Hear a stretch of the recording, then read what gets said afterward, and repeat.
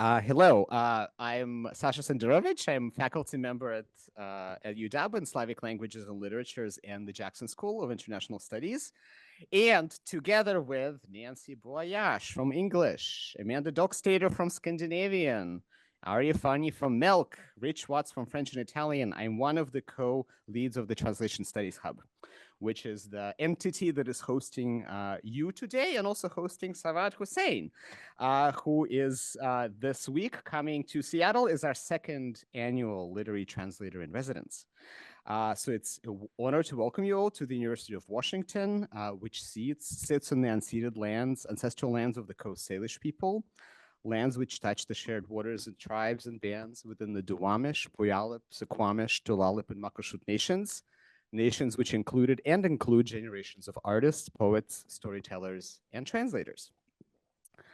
The Translation Studies Hub, or TS Hub for short, serves as a platform for discussion about the theories, histories, and practice of translation at the University of Washington and in the broader Seattle community. Over the past 6 years, the Translation Studies Hub has regularly organized public lectures with practitioners and scholars of translation, developed courses and workshops for faculty, students, and members of the public, and developed courses at both undergraduate and graduate levels in translation studies at the University of Washington. Across its projects, the Translation Studies Hub has centered on one core goal: the increase across the university of translation literacy, the cultivation of a toolkit that enables the critical foregrounding of the power dynamics, social processes, and linguistic interplay that lie at the core of translation as a cultural enterprise. Since 2019, for the first 2 years under the leadership of Rich Watts, Hee-Kyung Cho, and Michael Biggins, I'm just pointing to people that I see in the audience, the TS Hub has been a collaborative project funded by the Simpson Center for the Humanities.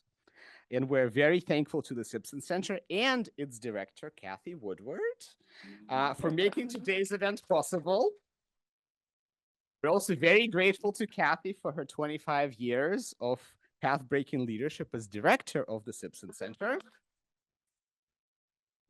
a position from which she'll step down, sadly, at the end of this year. And nothing can happen at the Simpson Center without the hard work of the staff of the center. So we're really grateful to Rachel Arteaga, Caitlin Palo, Yasi Naragis, Julie Stoverink, and Abby Dean for their work. A big thanks also to Anna Learn. I'm going to stop looking for people. Who has been Translation Studies Hub graduate student assistant for the past 3 years.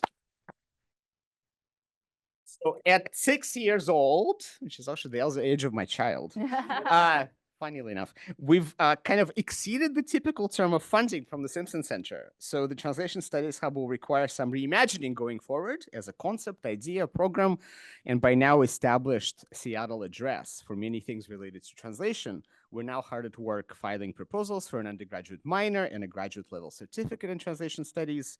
And we hope to remain on the scene in one form or another. So do reach out to us if you have any ideas or money. So we're also really grateful to the Department of Middle Eastern Languages and Cultures and its chair, Stephanie Selliver, the Jackson School of International Studies and its director, Jenny Hoffman, and also the Middle East Center and its co-directors, Rawan Arar and Arya Fani, for their co-sponsorship of today's event and for co-sponsoring of all of this week's events with Sawad Hussain. We're also really excited to work with Third Place Books back there. One of Seattle's independent bookstores. Third Place, like other indie bookstores, are essential communal institutions. And Spencer Rugchi, who is the events manager at Third Place, is especially interested in literary translation and has set up with several other independent bookstores around the country the Circador Prize, a prize in literary translation awarded by independent booksellers. The prize has now had 2 annual awards. They'll announce their finalists for 2025 on September 30th, which is International Translation Day. So check them out at circadorprize.com. And Third Place is back there with a booth in the back to sell several titles in Sawad Hussain's translation. So please consider supporting them if you're able and acquire some books after the talk, and Sawad will be available to sign the books after the lecture and the Q&A. And of course, we wouldn't be here today without the generosity of Lee Scheingold, a wonderful member of our community, the Purple, who supports a number of wonderful initiatives at UW, especially in the humanities. At this time, especially at this time when higher education and the humanities especially are facing a wide-ranging assault, I don't know what else to call it, Lee's presence in our community is a shining light. A voracious reader and someone keenly interested in translation and literature, by about this time 2 years ago, Lee had already offered to support the Translation Studies Hub and was really enthusiastic about the idea of creating a literary translation residency. So we welcomed the Korean translator Anton Her as our first translator in residence last year, and some of you were here in this very room. And we're really grateful to Lee for making it possible for us to welcome Sawad this year. And we're also really grateful to the Simpson Center for the Humanities that has given this annual series made possible by Lee a welcoming home now and into the future. Lee's kindness makes possible not only tonight's lecture, it also makes possible the broader community building event that today's lecture, but also other events with Sawad this week represent. So tomorrow, Takami Nieda, a translator from a faculty member at the Seattle Central College, is hosting Sawad for the master class for students in her course in translation. Also tomorrow, our friends for a master class, our friends at the Folio, Tess Salim, who is here, and also Caroline Cumming, which is a fantastic literary institution, a library with this wonderful library in Pike Place Market with wonderful views of Puget Sound from the windows. The key Seattle literary institution, I really love it there. So they'll tomorrow host a panel with Sawad, also Takami Nieda, and another Seattle-based translator, Shelley Fairweather Vega, on translating young adult literature. On Thursday, our friends at Notice, Northwest Translators and Interpreters Society, and especially the part of it that calls itself the Northwest Literary Translators, will host Sawad for a Q&A and a reception at Seattle Public Library downtown. That event will be led by two Seattle-based translators from Arabic, Tim Gregory and Kay Heikkinen. And there's also a workshop with Sawad that is on selling literature and translation that will happen here at UW on Thursday. So if you scan this QR code, that's why it's here. It will take you to the link for all of Sawad's events while you're in Seattle, while she's in Seattle, which you're welcome to attend, and that some of them don't require registration, but are open to the public. And then, well, last thing I'll mention about the structure of this is that Sawad will finish her event on Friday, her visit on Friday, with a breakfast with a dozen UW undergraduates who will have read, and some told me have already finished, one of the books in her translation. And here I thank Anael Enders, who is a UW undergrad, who is graduating next month with a degree in Middle Eastern languages and cultures, and is a student of Arabic. So to introduce the speaker. Everybody got the QR code? I can move on. All right, next slide. So preparing for today's event gave me a chance for the second year in a row to think about what Lee Scheingold's gift means to me personally. I try to be someone who reads widely, and I realized that planning events that feature literary translators rather than authors gives me a chance to figure out a reading list around a given translator's body of work. In translating, translators rewrite into the target language the work of multiple authors. And so each translator authors, as it were, numerous heterogeneous voices that cannot all sound the same. Reading through Anton Her's work last year exposed me to the fissures in Korean literature and memory that includes traumatic histories of colonization and violent division of the land and the Korean people. Not limited to any one place or any two places, as the case might be with Korea for the past 70 years, Arabic has a broad geographic reach, much broader.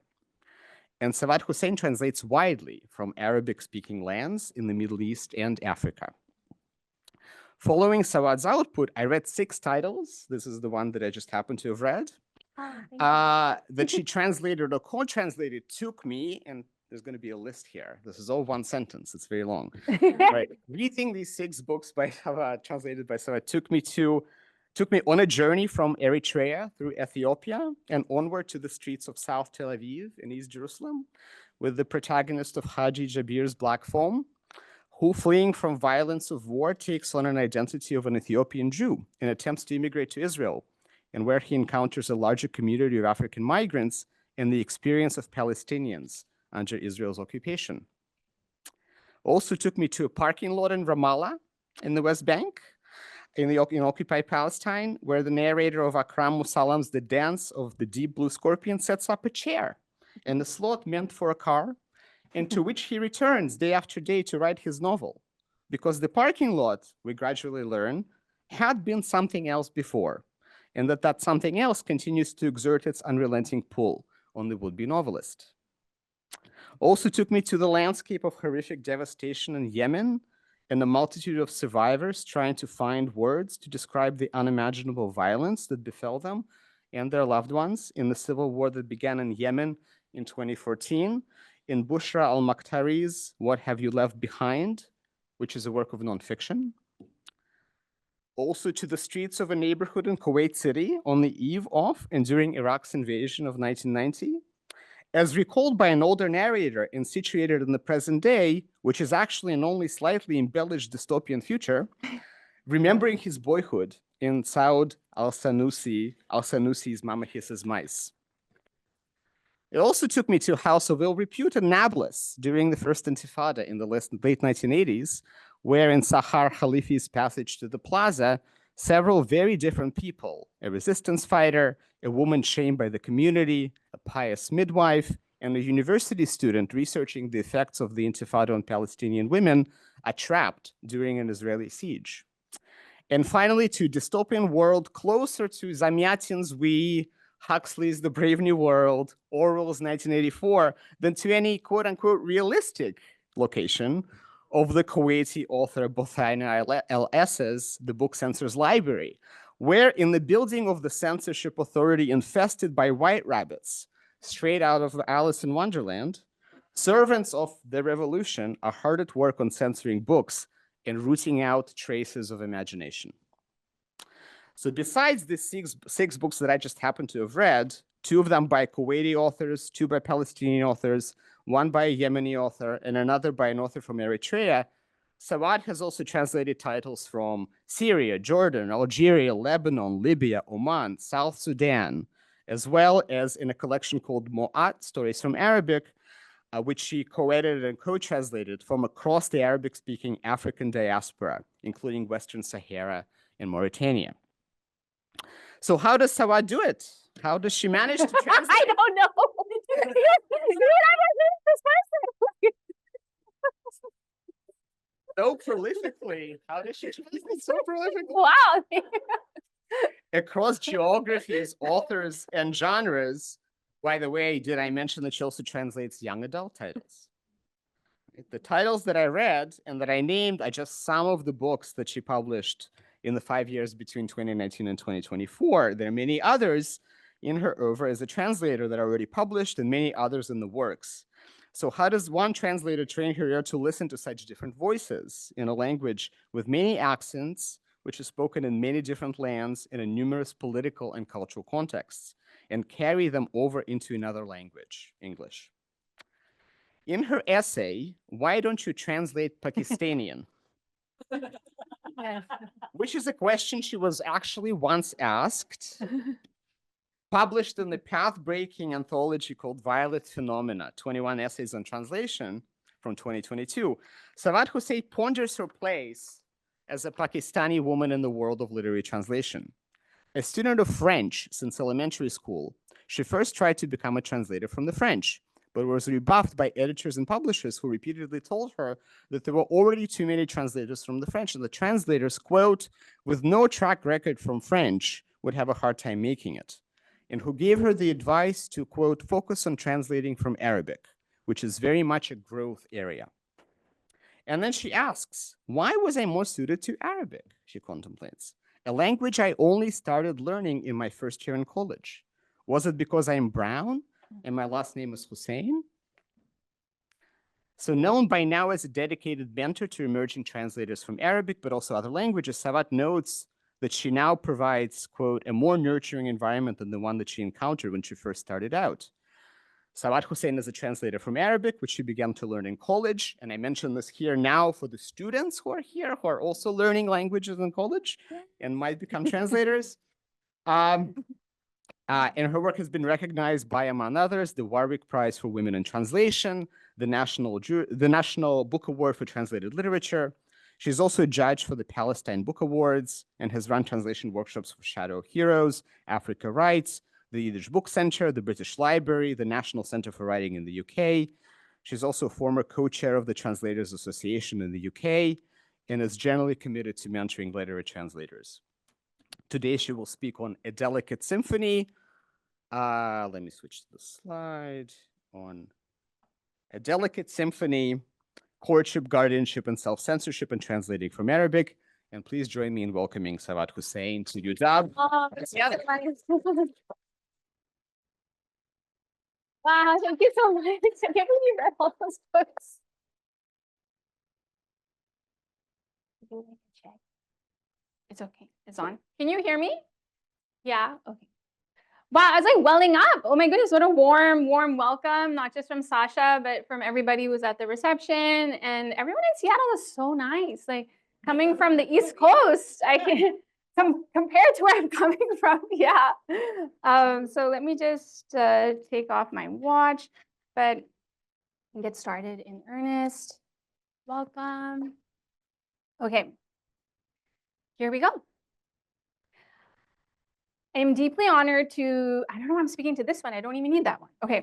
I'm deeply honored to be here today to share a few insights from my eventful translation career, but I cannot begin without extending my heartfelt thanks to the University of Washington Translation Studies Hub and the Simpson Center for the Humanities, not only for my appointment as this year's literary translator in residence, but also for affording me the opportunity to visit the Pacific Northwest, a place of great significance to my immediate family. It's also my first time on the West Coast. I must also express my deep gratitude to Sasha Senderovich for making sure that my family and I have had all that we needed for a smooth landing. So thank you very much. And to you, the audience, Alf Shukr for making time today to attend this lecture when I know you could very well be outside, basking in the sun, looking at Mount Rainier. I mean, I just discovered that today. Using the three movements or elements of courtship, guardianship, and self-censorship at the heart of the symphony that has been my translation career, I'll be taking you on a journey through the origin stories of some of the books that I have translated and how each of them have been shaped by these particular phenomena, either in isolation or in concert. We will examine my decision-making processes, the ethical dilemmas that I have faced, and the impact of external pressures on my work. As I'm sure we're all fully aware, literature is a tremendously powerful vehicle for spreading ideas, one which a number of governments over the centuries have tried to constrain, curtail, and cloister, but thankfully without the desired effect. For when books are banned, readers will go out of their way to acquire them, to find out what made them so dangerous in the first place. And yet humanity finds itself once more in the eye of the storm, a worldwide storm of censorship, which has recently become more perceptible here in the United States, unfortunately, as we're aware with the recent funding cuts, mirroring what has been a hot bone of contention in Asia, Europe, and elsewhere for some years now. Before I start in earnest, I thought it'd be helpful to share a personal anecdote from my own family's experience with censorship, which highlights the power of literature and the limited agency that one might have when going up against a government, a regime, or a highly influential individual. This happened back in the 1980s when my parents lived in a country in the Gulf, which they had recently moved to for my father's new job. On my parents' return from visiting family outside the country, My father was stopped at the airport because among the books he had come back with were two in particular that caught the attention of the customs officers. These books were promptly confiscated after my father was interrogated about them. My parents were allowed back into the country, but when it came time for my father's work visa to be renewed, it was not. No explanation provided. My mother remembers this time as one of scrambling to pack up all their belongings as they had no more than 48 hours to leave the country. I asked my father if he had contested the refusal to renew his work visa. His response, "You do not contest in the Middle East." In the end, they were able to extend the 48-hour exit window to a week, thanks to the influence of his persuasive employer. Some things to ponder. I originally had a lot more details stated in the foregoing anecdote. I had the name of the country, the titles of the books, descriptions of the covers. However, in asking a specific family member for their recollection of this episode, they were very concerned that I would be sharing this in a public forum and cautioned that this was not something that we should be proud about and should not tout that it had happened to our family. I was urged to anonymize as much as possible. And for the sake of familial harmony, I have taken their request into consideration and done as much. Ding! First instance of self-censorship. Be careful what you translate. Over the last few months as translator in residence at Princeton University, I have been working on Sir Asad, or Asad's Secret by Najla Atallah, a Gazan young adult novel for the publisher Levine Corrido. I'm also awaiting edits on another YA novel, City al-Filistiniya, My Palestinian City, which I co-translated with Noor Jaljouli, a narrative anchored by a chance encounter at the Louvre in Paris between two teenagers of Palestinian heritage and the quest to hunt down a missing family heirloom. These are the latest entries in my oeuvre of Palestinian works translated over the years. In preparation for the lecture I gave at Princeton a few weeks ago on translating YA Arabic literature into English, I was asked to film a trailer. First time doing that. In the trailer, I was asked to speak about Asad's Secret, which is this one, for those of you who don't speak Arabic. And My Palestinian City is the one on the left. Asad's Secret delves into the interior worlds of a young boy living under occupation in Gaza, investigating the decisions that he wrestles with from day to day, as well as the tension he feels when it comes to charting what his future could and should look like.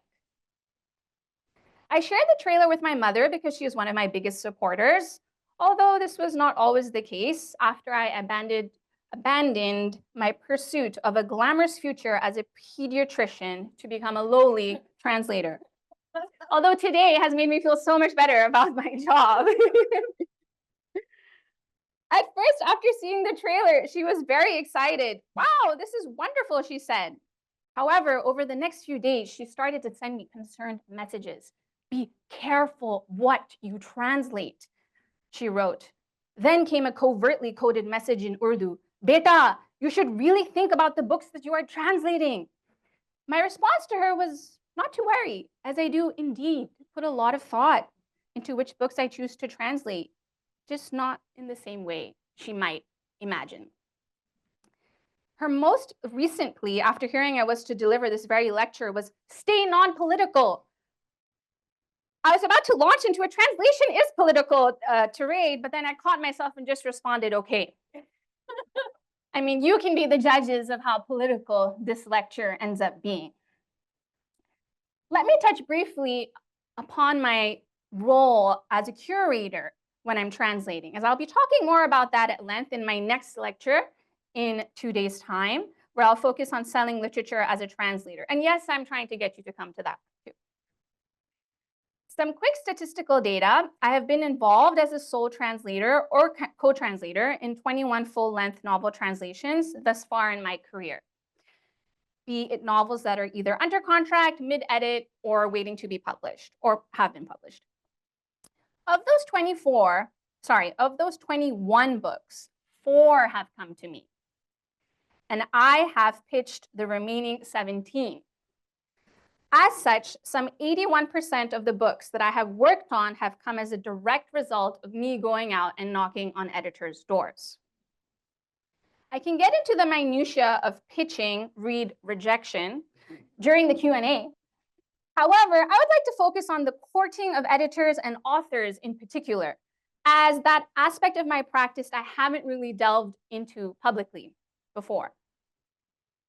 As Piotr Kuhivchuk notes in his paper, Translation and Censorship, start quote, "The study of translation and censorship involves a study of multiple agents, publishers at home and abroad, literary agents selling and buying foreign rights, editors selecting foreign texts and commissioning translators, publishers and their complex links with the political establishment, cultural policymakers, and last but not least, the translators who operate within a web of constraints and may have their own political and ideological allegiances.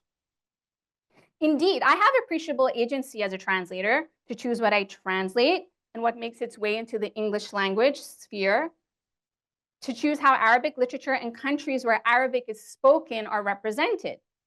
Note that I did not just say the Middle East, given there are countries on the African continent that also have large indigenous Arabic-speaking populations: Eritrea, Chad, Mauritania, and Morocco, to name a few. I decide which books are worthy of making it into English, and how I go about choosing these books does involve a measure of censorship. I'm highly conscious of how my choices, rooted in a sense of guardianship for the texts that I translate, contribute to shaping current perceptions of people who speak Arabic as their first language.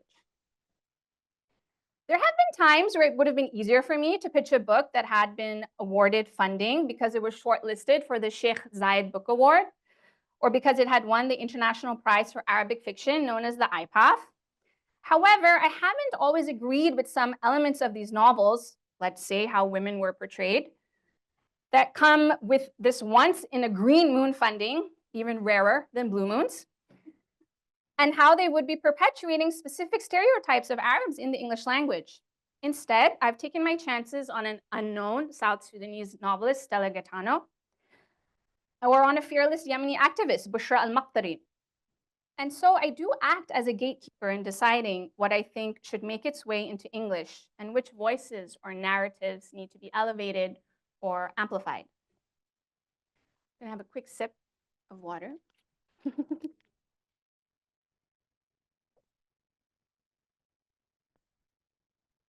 Okay, you're all still here, that's great.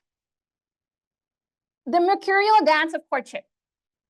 Unlike other languages, including French, where the rights to translate works into English reside with the publisher, when it comes to Arabic, these rights more often than not reside with the author. The first step to a successful work in translation includes tracking down the author and making a persuasive case for the grant of rights, and for me to have permission to pitch their work to publishers. And yes, this involves a whole heap of persuasion, because a lot of the time, the authors that I seek out are unsure or uncertain about the process of translation, what it entails, and who am I anyway to be making such requests? Over the years, fortunately, it has become easier to convince authors to allow me to translate an excerpt of their work, which I then leverage to pitch it. However, easier does not necessarily mean smoother, as some contentious recent instances illustrate that I'm about to share with you. The first one is very emblematic of the sort of courtship that I have to endure when trying to woo an author. This happened with a very well-established Iraqi author who has had a number of works translated into French, German, Kurdish, English even, and a few other languages. I actually met this author in person a few years ago at the Emirates Airline Festival for Literature in Dubai. It always helps when others have made your acquaintance face-to-face, yet there was still considerable reticence on their part to grant me permission, exclusive permission, to pitch their work and then translate it if all went well. Notwithstanding our prior extended email correspondence, during which they asked general questions regarding What would happen if I translated the excerpt? What would the next steps be if a publisher was interested? They insisted on having a call. And they wanted to ensure that we worked with a house with a very well-reputed name because they were not happy with the previous houses and the reach of publicity for their previous translations.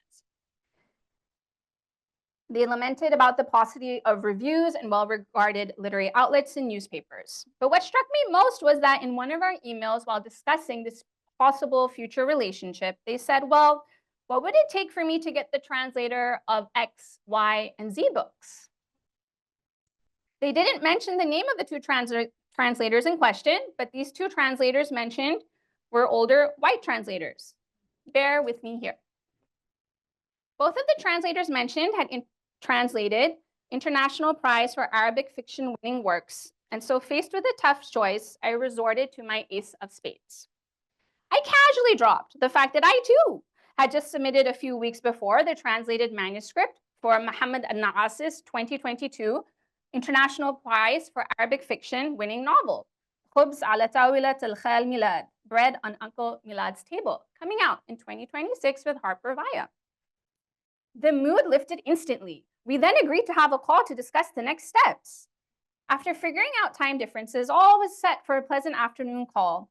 The call itself proved to be very short, as the first question asked of me was, "What does your name mean?" Followed by, "Are you Arab?" As it sounds like you're from Saudi Arabia. No, I said I'm not Arab. I'm actually from Karachi. Oh, okay. Well, that's a relief because, to be honest, I don't really think that translators who are native Arabic speakers are the best people to be translating into English. My second instance of self-censorship. Ding! I wanted to rise up immediately and puff out my chest and declare, what are you talking about? Some of the best translators I know are L2 translators, translators for whom English is not their mother tongue or home language, who have learned it along the way and now translate from Arabic into English, Korean into English, and vice versa. However, this early into our courtship, I did not want to rock the boat. So I kept my own counsel. I waited to see if they had any further questions, but as they didn't, I passed on some more information about potential outcomes relating to the kinds of houses that I would pitch their work to and model publicity plans that we could put in place.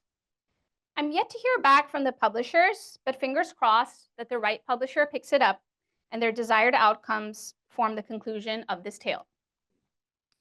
Unfortunately, this sentiment of not wanting to have a native Arabic speaker translating their work is something that I have discovered is pervasive among authors who write in Arabic. A Mauritanian author whose work I have translated before contacted me to check my availability to work on their latest novel. When I replied that I didn't have the bandwidth but could recommend someone else, they said, well, whoever you send my way, please make sure it's not someone who speaks Arabic as their first language. Another point to note, yeah, I know, it's just, yeah. And I will admit this publicly for the first time, is that sometimes I let individuals run with their assumptions that as a brown woman with the last name Hussain who speaks Arabic, I must be Arab. Despite these negative sort of perceptions and what could be working against me. I don't deny the fact that I'm Pakistani, but I also don't lead with it when negotiating with publishers or authors. I don't think it should matter where I'm from and when I'm pitching or work or translating something. It is usually only during the editing process or publicity material preparation or when we're applying for some award that it comes to light that I'm in fact Pakistani, for these awards often require one to specify their place of origin. One of my favorite authors of all time, Sahar Khalife, has not been immune to making this assumption of my Arabness. She has been one of the most considerate and kind authors I've ever worked with, despite her iconic status in the pantheon of Arabic writers. While translating Bab Saha, Passage to the Plaza in English, it was a very controversial title translation, so we can talk about that in the Q&A if anyone has any questions. Anything I had to ask her, I communicated to her by email in Arabic. At the end of our partnership, she finally asked, I've always wanted to know where you're from. Is it Jordan? When I responded that I'm from Pakistan, her incredulous response is, wait, and you speak Arabic? This despite the fact that I had just finished translating her work and all of our correspondence had been in Arabic. Let the record show she was nonetheless very pleased with my translation. Alhamdulillah. Side note, as a child, people frequently thought that I was Palestinian. When I did live in the US in the early 1990s, Pakistan was not on the map yet. Unfortunately, it was to be later. When asked, I'm not gonna hear it. Yes. If you get it, you get it. If not, we'll move swiftly on. So Pakistan was not really on the map for Americans. So many people would say Palestine, and I'd say, no, Pakistan. This happened so many times that I just ended up reading up a lot on Palestine at that tender age, so that I would be well armed to answer any questions that people might pose. Could that have been one of the seeds for my fascination with and my career of a translator of Arabic? And although I believe it is valuable not to confuse or minimize the factual reality and properties of one's geographic and cultural identity, as I mentioned earlier, I frankly don't think, and I know this will be controversial, that it should matter where I come from when it comes to what I'm translating, as long as I'm doing my utmost to fashion through thorough research and in-depth conversations with the author a holistically excellent translation. Having said this, I can share instances where I have stepped back from a project to allow a colleague translator to take over, as I have thought they would be better suited to the book because of their life experiences. And I can go more into those instances in the Q&A if you would like to hear more about that. The key thing is to have empathy, or as the illustrious Portuguese translator Dani Han once told me, to know what you don't know. The myths we tell ourselves about the utility of origin, the importance of belonging to a place, and what attributes those traits endow people with fall flat when we consider that those ties that truly bind humanity are more powerful and transcend borders, physical and otherwise. This is perhaps best summarized by one of my favorite Mumtaz Mehri poems. Does anyone know her? She's a Somali British poet. Okay. It's entitled Conditionals, which goes, if we love the same things, that makes us friends. If we hate the same things, that makes us friends. If we dream in the same language, that makes us friends. If we flinch from the same hands, that makes us friends. If we eat breakfast before 10, that makes us friends.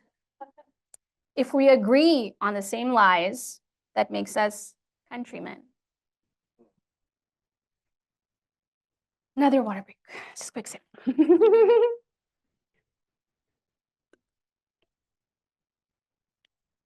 To rock or not to rock the boat.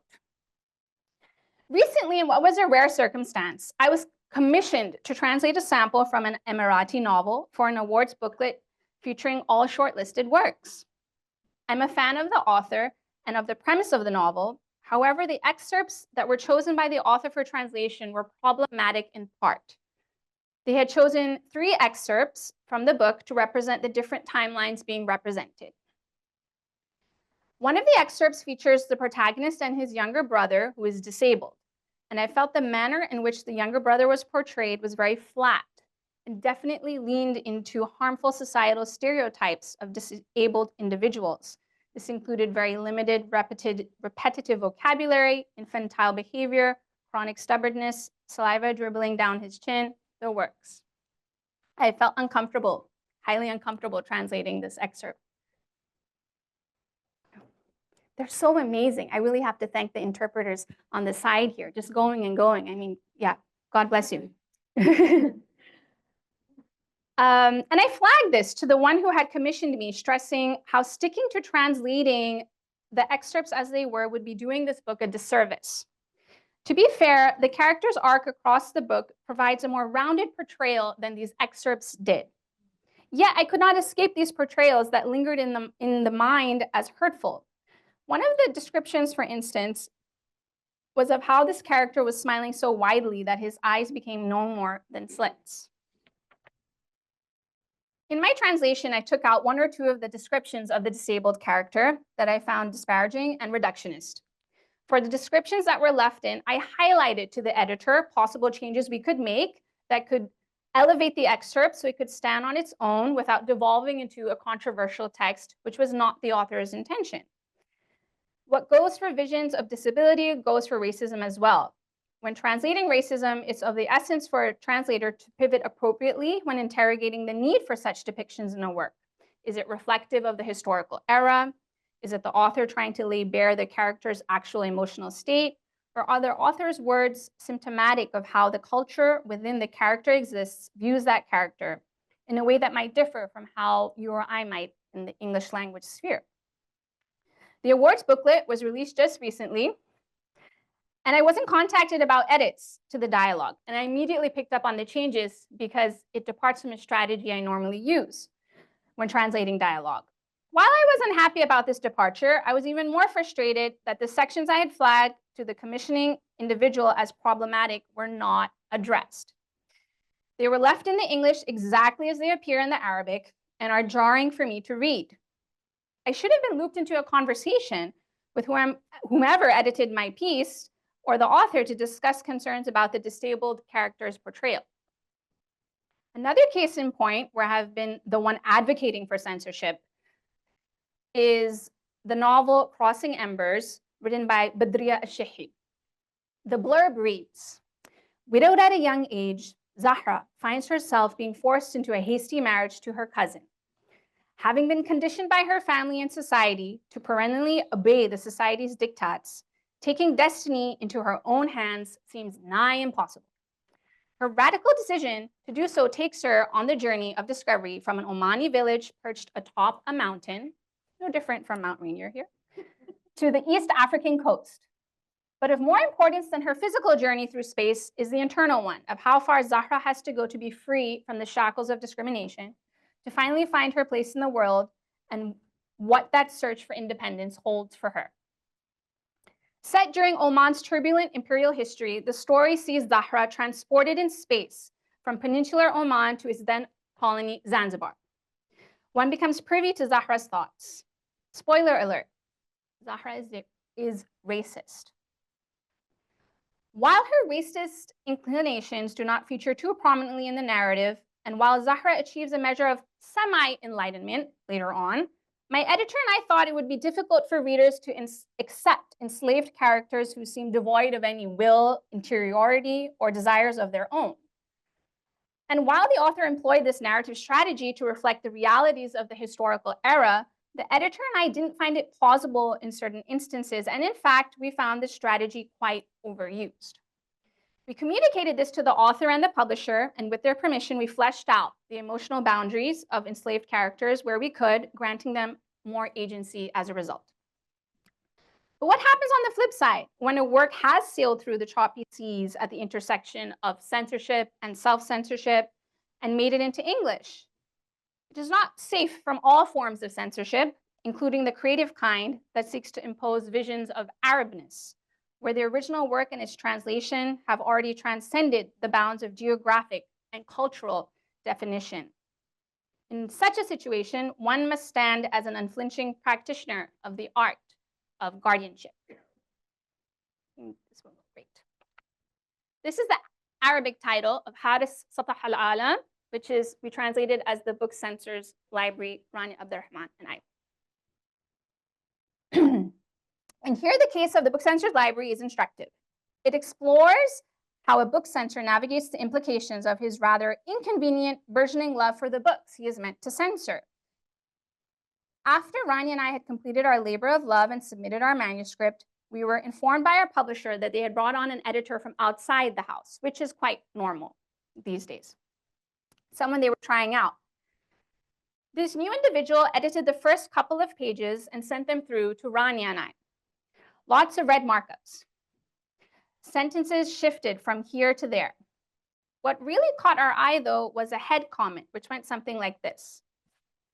No one has any names. You can't even tell this occurs in the Middle East. How about we call the main character Ahmed? Thank you. Rania and I were stunned. The whole point is that no one in the novel is named. They're all rather identified by their roles, the book censor, daughter, and so forth.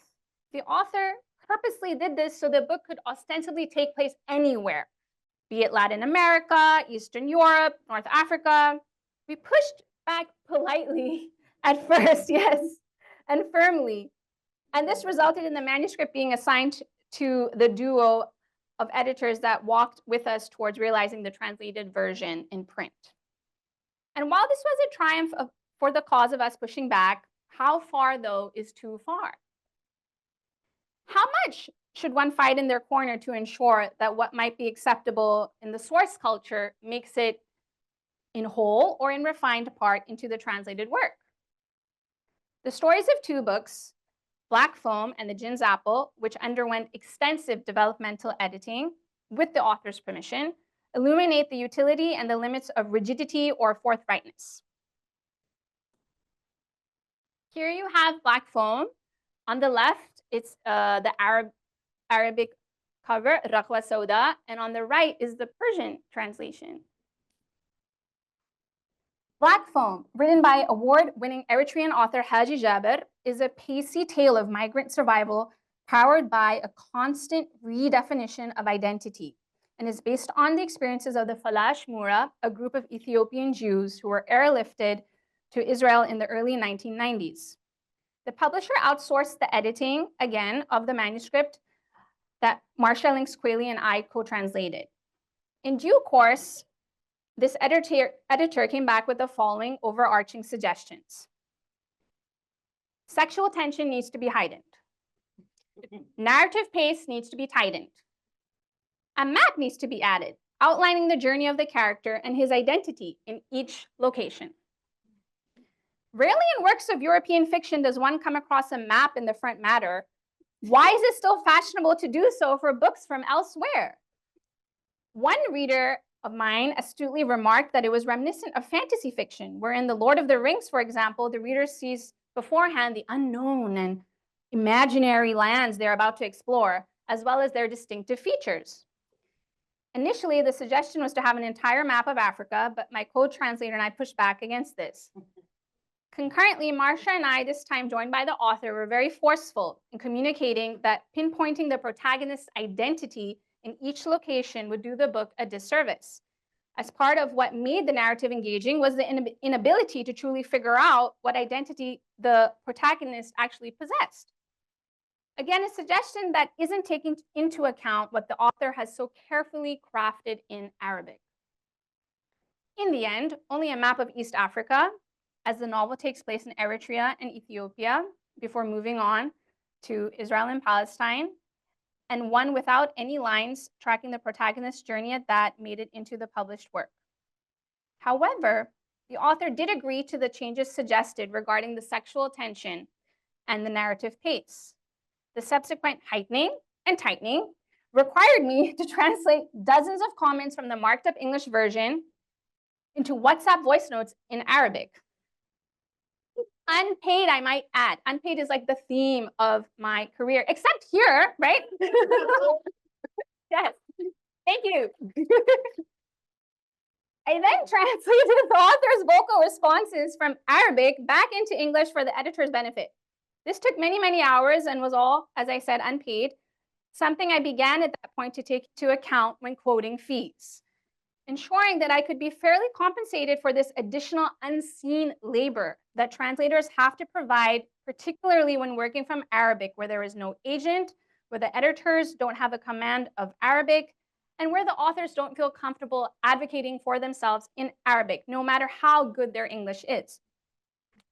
As the publisher of Black Foam is known to have a large purse, and I know one of the editors is here today, I expected my invoice for these additional hours amounting to 3 days of work to be honored. However, my request was refused with the justification that the original fee was generous, and it was generous. They had paid each of us a full fee, which was not standard practice. Generally, co-translators have to split the same fee. However, at the end of the day, I'm doing more work than what was agreed upon under a tight deadline. Well, you have to be primed to win some and lose some, And my final case study reinforces this point.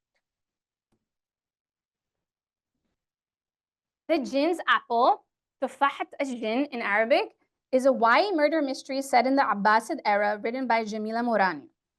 The English language manuscript I submitted was 26,079 words in length.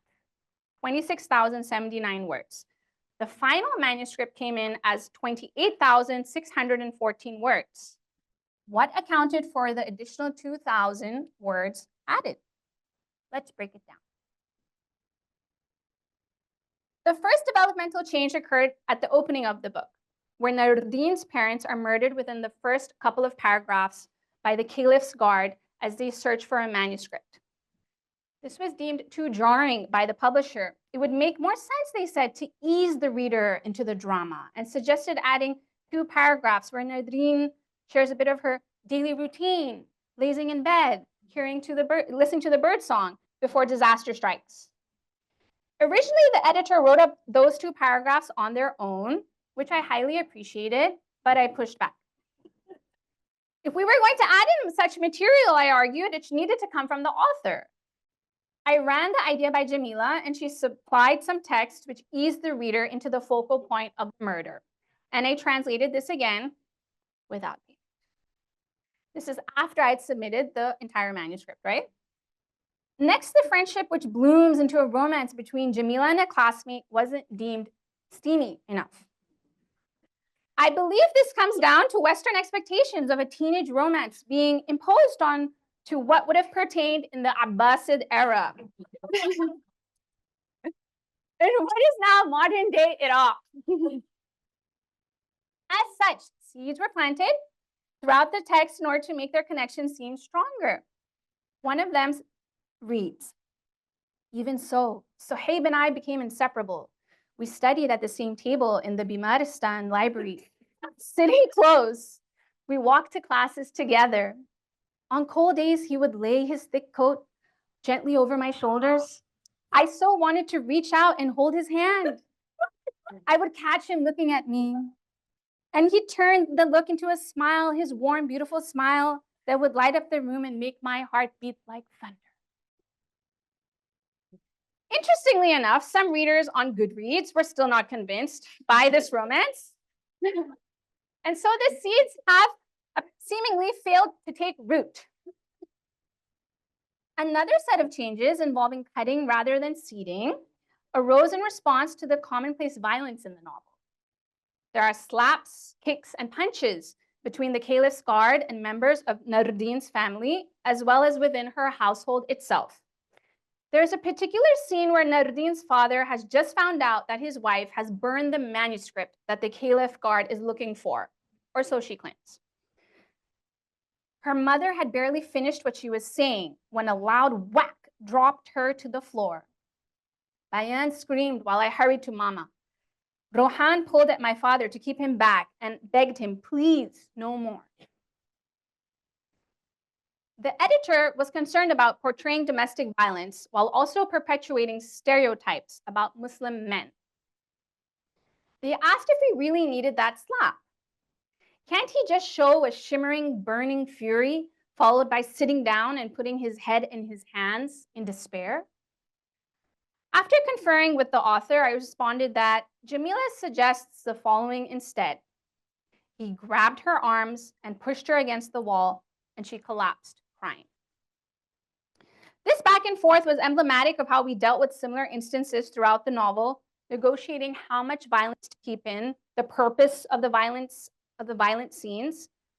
The author and I were keen to reinforce the high stakes involved, which at times necessitated violence, while simultaneously moderating our push by filtering our defense through the editor's concerns and how it would be received by readers. Our steadfastness here gave way in other aspects. We were more open to other changes, including the political motivation of possible murder suspects being fleshed out, as well as the age of the protagonist Nuruddin being increased, as it was argued that her sharp intellect wasn't believable if she was so young at the start of the story. Perhaps the biggest structural change of all to the submitted manuscript affected the ending of the book. Originally, because Jamila had planned to write a sequel to The Jinn's Apple, the narrative had a cliffhanger ending that leaves the reader unsure of Nuruddin's destiny. The publisher was unhappy with the ending and clearly stated they had no plans of publishing the sequel to The Jinn's Apple. They said they wanted a tidier ending with certainty, one they believed readers would respond to better. I took the proposition to rewrite the ending to the author. She pushed back hard. She had already made a number of accommodations and understandably did not want to change the ending to her debut in English. However, the publisher came back just as strongly with an ultimatum. Unless the ending is changed, we will not publish the book. After a lot of back and forth, with me once again translating correspondence between editor and author, as well as advising the author on the side, the author agreed to rewrite the ending and supplied a few additional replacement paragraphs that wrapped up the story more neatly. Sorry, did someone say unpaid? Oh, I thought I heard someone say like unpaid. I was like, yeah. I then translated these paragraphs and inserted them into the manuscript, and they were lightly edited by the publisher. My experience with The Jinn's Apple, especially the saga of the ending, was my first exposure to how interventionist developmental editing could be.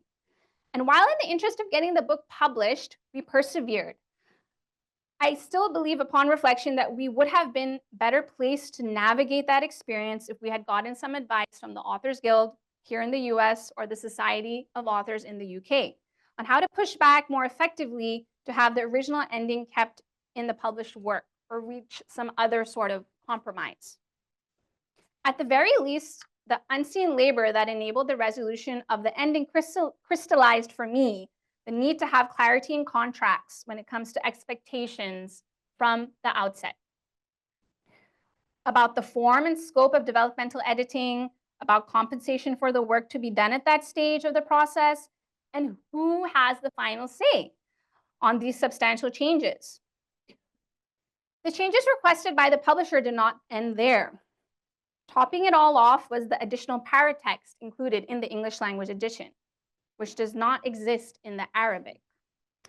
Editions include, you guessed it, a map of the Abbasid era, which I think in this case is probably allowed because it's a historical period people are not familiar with, to see which lands were inhabited by our characters, a glossary of Arabic terms used such as Allahu Akbar and Binti, a historical note on Bimaristan, the term for hospital used in that era in the Arab world, as well as a reader's guide for book clubs, which included questions such as,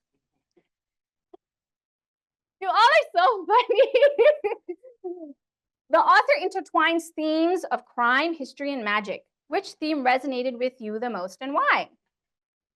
Number 2, did you connect with Nuruddin's character? Was she someone you rooted for throughout the entire novel, or were there times when you disagreed with her? On Goodreads, which is either the true barometer of critical reception, or as my dear friend Anton Her says, a barrel of radioactive waste. Readers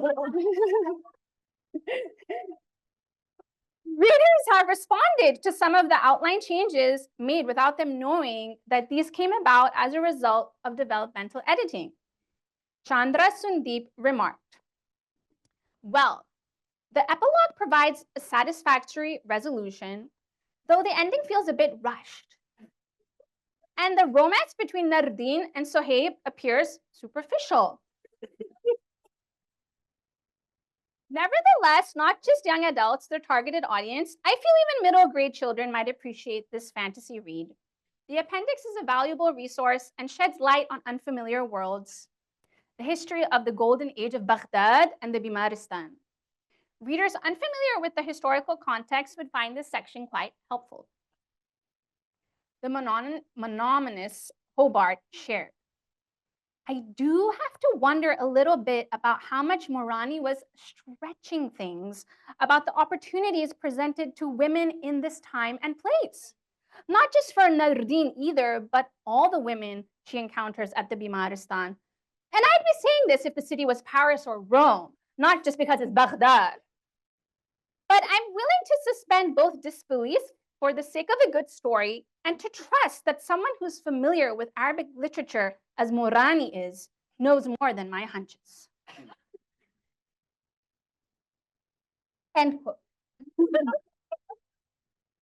I wonder, and if and how much readers question how believable a story is when it's set in a European milieu. Are the opportunities Nadine had to go to school, learn sciences, and become well-versed in medical practice really that hard to believe when historical record is littered with Baghdad's pride of place among historical centers of scientific advancement? And yet, for the sake of realizing the fruit of my labor and that of my authors, perhaps it is best to let some of these things slide. Or is it? But I digress.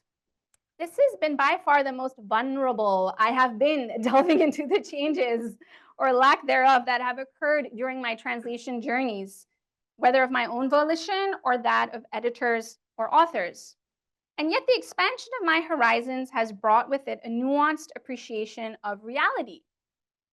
I used to think this only happened with texts from Arabic, but I have come to know from other translator colleagues that developmental editing is a trend on the rise, particularly with US publishers, and these colleagues work from Dutch, German, Korean. I think the question I'm left with, though, is this happening to the same extent in those languages as it is in Arabic, and to the same frequency, with the same frequency?